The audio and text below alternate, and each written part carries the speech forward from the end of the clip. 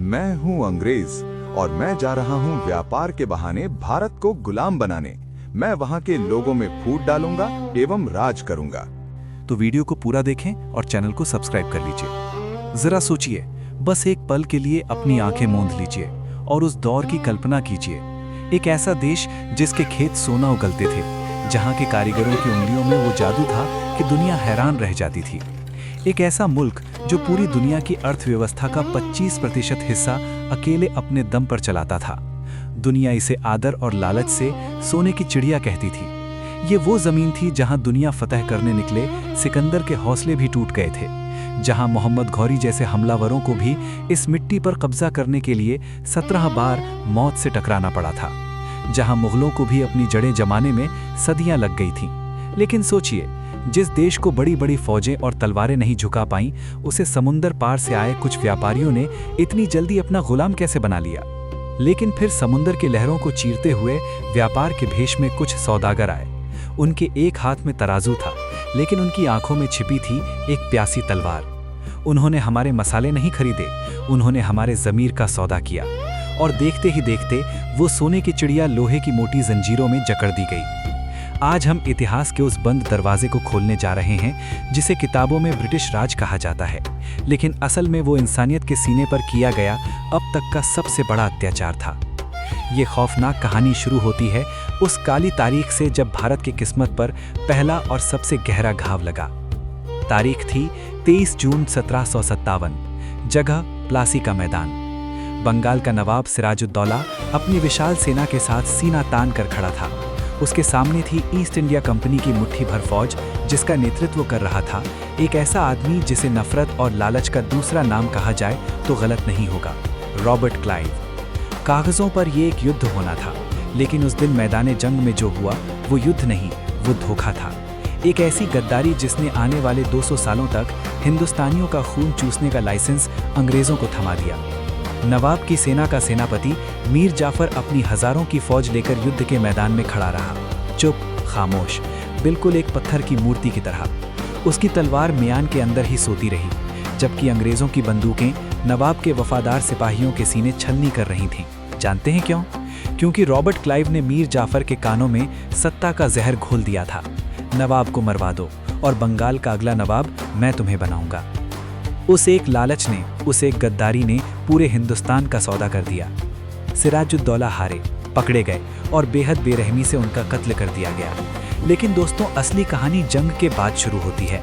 असली लूट का खेल अब शुरू होने वाला था। प्लासी की जीत के बाद रॉबर्ट क्लाइव जब मुर्शिदाबाद, उस समय बंगाल की राजधानी, के शाही खजाने में दाखिल हुआ तो उसकी आंखें फटी की फटी रह गईं। उसने अपनी डायरी में लिखा था कि वो हीरे जवाहरात और सोने के ढेरों के बीच चल रहा था। उस वक्त लंदन शहर की जो कुल दौलत थी, उससे कई गुना ज्यादा दौलत अकेले बंगाल के एक खजाने में पड़ी थी। और फिर शुरू हुआ संपत्ति का महान निकास। अंग्रेजों ने शराफत का नकाब उतार फेंका। उन्होंने मीर जाफर को गद्दी पर बिठाया, लेकिन वो सिर्फ नाम का नवाब था, एक कठपुतली। असली लगाम कंपनी के हाथ में थी। सबसे पहले उन्होंने बंगाल के खजाने से 100 बड़ी नावें भरकर सोना और चांदी कलकत्ता भेजा। जरा उस मंजर के बारे में सोचिए। गंगा नदी में 100 कश्तियां जो हिंदुस्तानी किसानों और मजदूरों की पीढ़ियों की कमाई थीं, वो हमेशा हमेशा के लिए हमारी जमीन से बहकर जा रही थीं। अकेले रॉबर्ट क्लाइव ने उस जमाने में लाखों पाउंड अपनी निजी जेब में भरे, जो आज के हिसाब से अरबों रुपए होते हैं। लेकिन ये तो बस शुरुआत थी। असली अत्याचार, असली नर्क तब शुरू हुआ जब 1765 में अंग्रेजों ने मुगल बादशाह से दीवानी अधिकार छीन लिए। इसका मतलब समझते हैं आप? इसका मतलब था बंगाल, बिहार और उड़ीसा के करोड़ों किसानों से लगान या टैक्स वसूलने का पूरा कानूनी अधिकार अब ईस्ट इंडिया कंपनी का था। एक व्यापारिक कंपनी अब सरकार बन चुकी थी। पहले जब कोई राजा टैक्स लेता था तो बदले में प्रजा की सुरक्षा करता था, सड़कें बनवाता था और अकाल पड़ने पर अपने गोदाम खोल देता था। लेकिन अंग्रेजों का मकसद शासन करना नहीं था, उनका मकसद था निचोड़ना। उन्होंने टैक्स को इतना बढ़ा दिया कि किसान की कमर टूट गई। अगर फसल अच्छी हो तो टैक्स दो, अगर सूखा पड़े तो भी टैक्स दो, अगर बाढ़ आ जाए और सब कुछ बह जाए तो अपनी जमीन बेचकर अपने गहने गिरवी रखकर टैक्स दो। अंग्रेज अफसर, जिन्हें उस वक्त नवाब्स कहा जाता था, वो गांव-गांव घूमते। जो किसान लगान नहीं दे पाता उसे कोड़ों से पीटा जाता, चिलचिलाती धूप में घंटों खड़ा रखा जाता और यहाँ तक कि उसके बच्चों को गुलामी के लिए बेच दिया जाता। जहाँ पहले किसान अपनी फसल का 10% हिस्सा राजा को देता था, अब अंग्रेज 50% से ज्यादा छीन रहे थे। पैसा गंगा के किनारे से निचोड़ा जाता और टेम्स नदी लंदन के किनारे निचोड़ दिया जाता। बंगाल, जिसे कभी जन्नते निशान, राष्ट्रों का स्वर्ग कहा जाता था, अब एक कब्रिस्तान में बदलने लगा था। खेत सूख रहे थे, चेहरे मुरझा रहे थे, लेकिन कंपनी की तिजोरी का पेट नहीं भर रहा था। लेकिन दोस्तों, अत्याचार की हद तो तब पार हुई जब कुदरत ने भी हिंदुस्तान से मुंह मोड़ लिया और अंग्रेजों ने इंसानियत का गला घोंट दिया। मैं बात कर रहा हूँ 1770 के उस खौफनाक मंजर की, जब जिंदा लोग मुर्दों का मांस खाने पर मजबूर हो गए थे। दुनिया का सबसे बड़ा मानव निर्मित अकाल हिंदुस्तान के दरवाजे पर दस्तक देने वाला था।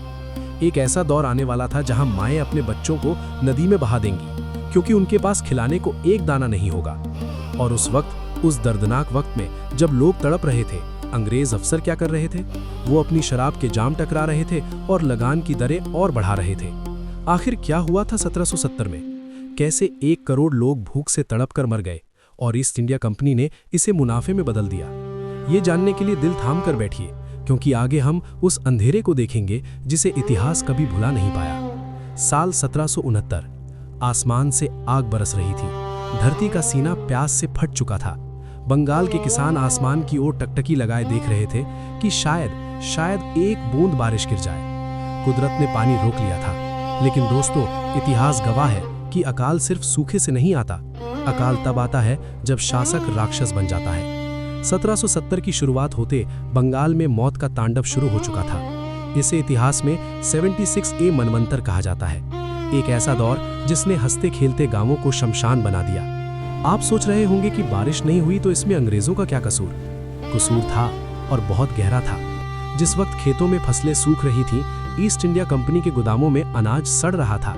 लेकिन कंपनी ने वो अनाज अपनी भूखी प्रजा को देने के बजाय उसे ऊंचे दामों पर बेचना शुरू कर दिया। उन्होंने चावल को सोने से भी महंगा कर दिया। अंग्रेजों ने एक नियम बनाया, कोई भी किसान अपने लिए अनाज नहीं बचाएगा, पहले कंपनी का लगान चुकाया जाएगा। सोचिए उस किसान की बेबसी, जिसके घर में बूढ़े माँ बाप भूख से तड़प रहे हैं, बच्चे एक मुट्ठी चावल के लिए रो रहे हैं, और अंग्रेज सिपाही उसके घर से वो आखिरी मटका भी छीन कर ले जा रहे हैं जिसमें उसने अगले साल के लिए बीज बचा कर रखे थे। जब अकाल अपने चरम पर था, जब मुर्शिदाबाद और बिहार की सड़कों पर लाशें बिछी थीं, तब ईस्ट इंडिया कंपनी ने क्या किया? क्या उन्होंने मदद के लिए लंगर लगाए? नहीं, उन्होंने उस साल लगान को 10% और बढ़ा दिया। जी हाँ, आपने सही सुना।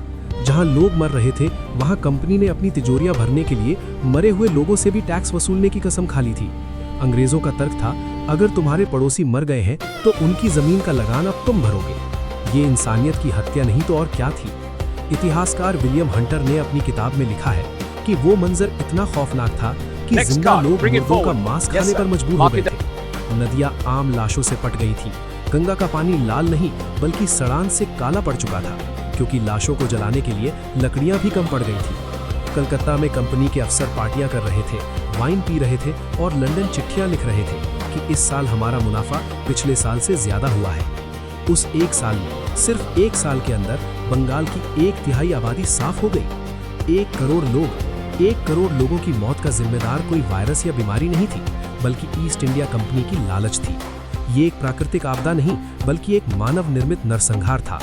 अंग्रेजों ने न सिर्फ हमारा अनाज छीना, बल्कि उन्होंने हमारी खेती करने के तरीके को भी हमेशा के लिए बर्बाद कर दिया। उन्होंने किसानों को मजबूर किया कि वो अपने खेतों में धान या गेहूं ना उगाएं, बल्कि वो उगाएं जिससे कंपनी को मुनाफा हो। उन्होंने जबरदस्ती नील और अफीम की खेती करवाई। जरा सोचिए, क्या कोई भूखा इंसान नील खा सकता है? क्या अफीम से किसी का पेट भर सकता है? लेकिन अंग्रेजों को हिंदुस्तानी पेट की नहीं, अपनी जेब की चिंता थी। जिस जमीन पर सदियों से सोना उगता था, वहां अब अंग्रेजों ने जहर उगवाना शुरू कर दिया था। 1770 का वो अकाल भारत की रीढ़ की हड्डी तोड़ने का पहला बड़ा हथौड़ा था। बंगाल, जो कभी इतना समृद्ध था कि पूरी दुनिया को कपड़ा और अनाज बेचता था, अब खुद भीख मांगने पर मजबूर हो गया था। लेकिन दोस्तों, ये तो सिर्फ कृषि की बर्बादी थी। अंग्रेजों की भूख अभी शांत नहीं हुई थी। अब उनकी नजर थी भारत के उस हुनर पर